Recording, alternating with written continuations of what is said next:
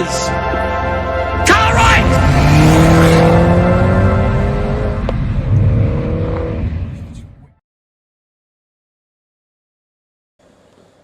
Just want to take a moment to appreciate this colour,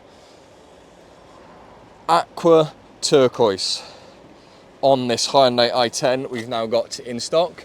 Big fan of this car, really surprised me. I think it's a brilliant looking vehicle, really big fan of the styling. I love the front on this. There's also like a honeycomb effect that runs through the vehicle. We'll talk about that as well on the inside and the exterior. I think this is a really good looking car. This aqua turquoise almost reminds me of that Kingfisher blue.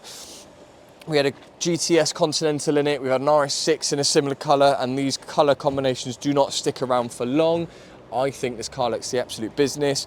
Amazing diamond cut wheels as well, and the colour contrast running through with all of this gloss black roof, door mirrors, etc. Just a brilliantly good looking vehicle this. Little i10 emblem here, again with some more honeycomb. Excuse the hand, I had a fight with a hot frying pan and lost. This car is in excellent condition, got full Hyundai service history, one private owner from new. But it's on the inside this car gets a bit more exciting because it has such an amazing amount of spec as standard. It is an optional extra, I think 550 quid was the paint, but the car's got everything else you need as standard. So really impressed with the vehicle actually. I did advertise this car. I'll jump on side, give it a spin, and we'll see how it gets on.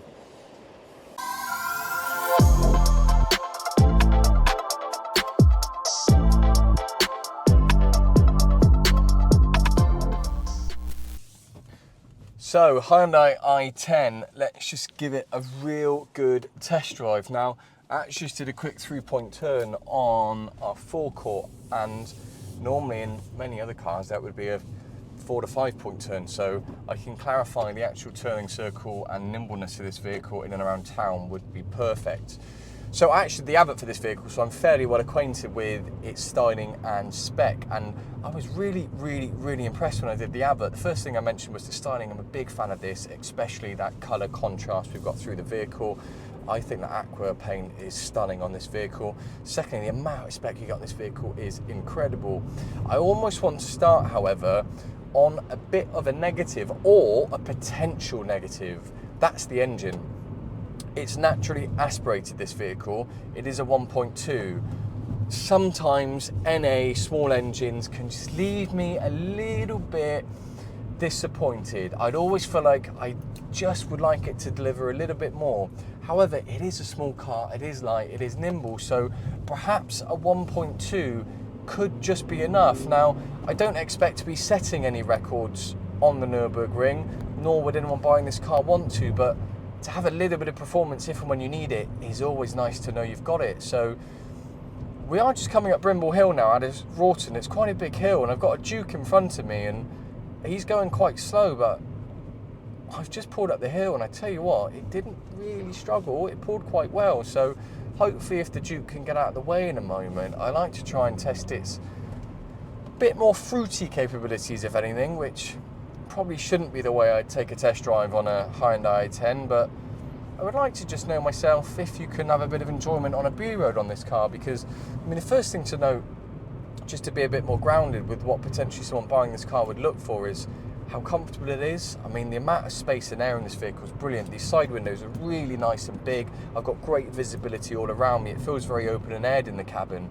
Secondly, the steering wheel is brilliant, a really nice thickness to the leather. The buttons are easily accessible. It feels well made, good quality, and again, it just puts you as the client first in terms of functionality. It just doesn't feel unnecessary. I'm really impressed. The road noise is pretty good as well. The road we're on here is, as you might have just seen, a big puddle with a car going through. It's awful. This road is terrible, really, and this car's taking it really well, in truth. So I've got the Duke just pulling off in front of me now, so I'm going to do a bit of a 30 to 60 pull, and we're 30, 40, we're up in the rev range now, so we're 50. It's certainly got enough there for you to be able to enjoy yourself on a B road. Now, I just want to throw it into a couple of bends to see how it gets on, because I think the vehicle, even though it's on, I guess, skinny tyres if you like, yeah, there's loads of grip there. It feels really nimble and agile. I think if you were to throw this in and around some bends, it would be very enjoyable actually, and not that that's what it's designed for, but again, just to know it's there. So On the note of design, actually, I love that exterior. I mentioned there's sort of some honeycomb styling. I want to just draw you to that attention that is actually flowed through to the inside. So on the actual door cards themselves, I'm a really big fan of these handles. I think they look really cool, really sharp as well. But just next to it there, you've got all that honeycomb sort of styling through the vehicle that flows right round to the front of the dash there, with almost that smoked chrome effect there on the dash. And I'm a really big fan of it. It looks really funky. Secondly, the seats, they're really comfortable. I found a good seating positioning nice and easily. I'm 6'1" and a bit, so normally I can take a good couple of minutes to get adjusted. All I had to do really was just plonk the seat down a bit, and I was quite comfortable. So whether the previous owner was similar size to me or not, but normally it can take me a while to find a comfortable seating positioning. This one, everything feels easily accessible and comfortable, so big marks for that as well. But the seats themselves, I love the design. I love two-tone colour combinations on exterior and certainly interior as well. So that sort of charcoal and black works really well with the charcoal pipe stitching. Now, I mentioned it, the actual interior for this vehicle, the spec you get on this vehicle as standard is unbelievable. The only optional extra is the paint, but I don't know what else you'd really need or want to spec on this vehicle, because I think it has pretty much every box ticked. The first one I'm making full use of is a winter pack. They haven't called it a winter pack on this, but just when I say winter pack, I've got heated seats and I've got heated steering wheel. Both are on full because it's about 3 degrees outside and bitterly cold, so I'm making full use of them as I completely trash this vehicle down a muddy lane. Sorry, Rob, you're gonna have to revalet this car. Now, the actual heated steering wheel itself, it's the full steering wheel, and it's not a gimmicky heated steering wheel. It works, and it works quite well. Sometimes I wonder why they've even bothered when you get two parts of the steering wheel vaguely heated. This isn't the case. There's a really big puddle here, so I'm very sorry, Rob. Secondly, parking. I've got reverse camera as well, so you're well catered for there if you're awful at parking like myself. Just go really slowly through that. In terms of the actual driver aids, I've got lane assist and cruise control, really big features if you're doing motorway driving. As I mentioned, the vehicle felt really safe and steady and comfortable at 60. I'd have no concern driving this at motorway speeds in bracket. I think everyone knows what that means. Functionality inside, I've got DAB, I've got Bluetooth, but I've got one key feature I keep harping on about. It's got Apple CarPlay and Android Auto. Cars need to have these nowadays, because no matter how long you keep this car for, your infotainment system will always seem modern and it will always seem familiar, because it will be what you're used to using the most, which is your phone, so it will never feel dated. So big fan of that there. I'm just going to do a quick 3-point turn here as well. But in terms of the actual other features the vehicle's got, it's got all your standard spec you'd expect. So let me just make sure I don't crash. Tyre pressure monitoring. I've got auto lights and wipers, power mirrors, power windows, so it's got pretty much everything you need there. As I mentioned, this vehicle drives so well. It's had one private owner from new, full Hyundai service history, so as an example goes, it's really, really well looked after. Last thing I want to talk about is the price. You're basically getting a new car. This car's as good as new for £13,500. For me, that is massive value for money. I'd own one of these in a heartbeat. I'd happily drive one of these. I think they're great. I think they're funky. For me personally, it might be a little bit down on power, but I get it. Not everyone's worried about fast lap times. Just going through that puddle again, excuse me. But I'd certainly have this car. Really impressed with it. I think it's a brilliant little vehicle. I can't stress how much fun this car's been to advertise and drive. Hope you've enjoyed that. Oh, the one thing I do want to check is going to be the boot. So obviously I'm going to climb in and out of the boot. So we'll do that test to get that a really good idea, because sometimes these small hatchbacks can leave a little bit to design in boot space. So we'll find out how that gets on as well. Let's jump onto that part of the video now. So you join us now for a good boot test. As I mentioned, I think this will be the defining factor for this car. So what are we dealing with? Ooh, okay. Now, however, it looks quite deep, so I'm quite confident perhaps I can get in. I might be able to get in. Someone's going to watch us just climbing out the boot here, Harry. So that's a world first. Oh, oh my God.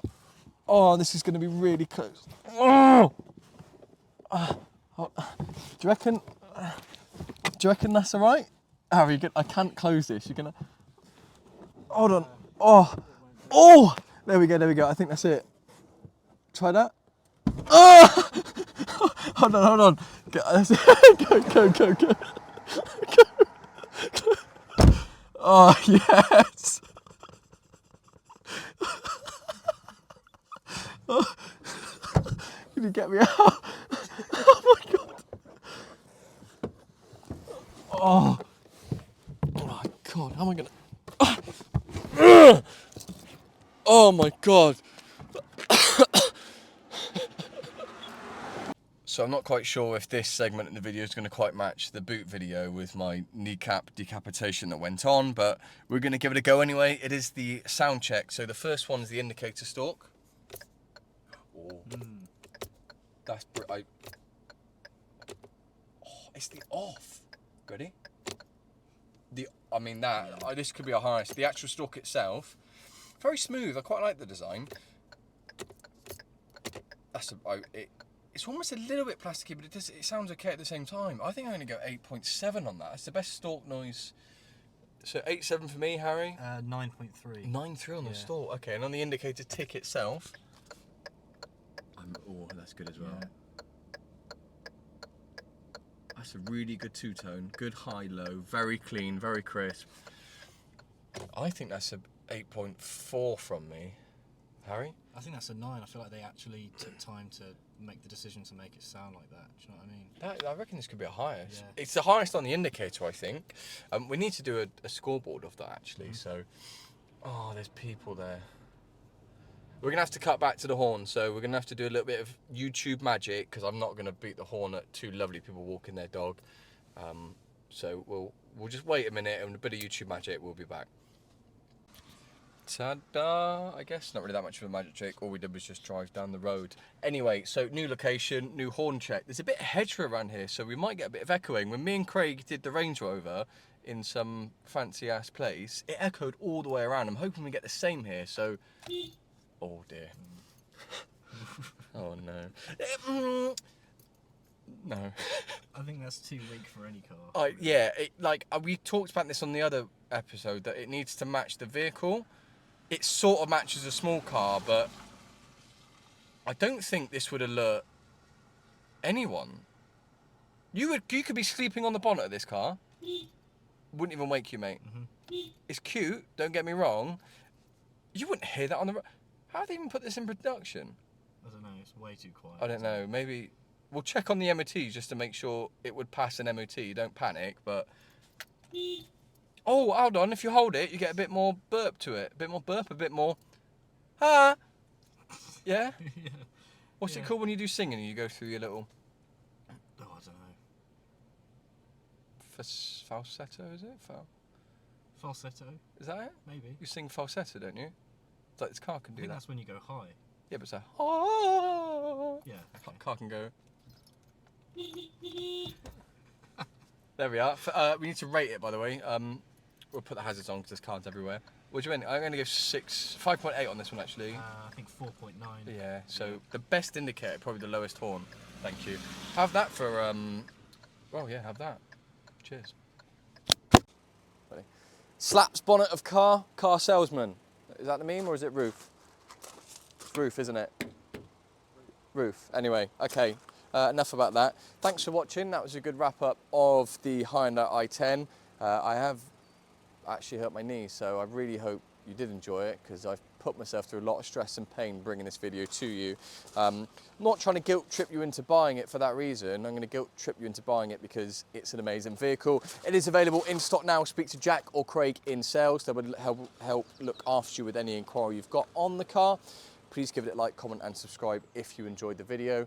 Thanks for watching. See you in the next one.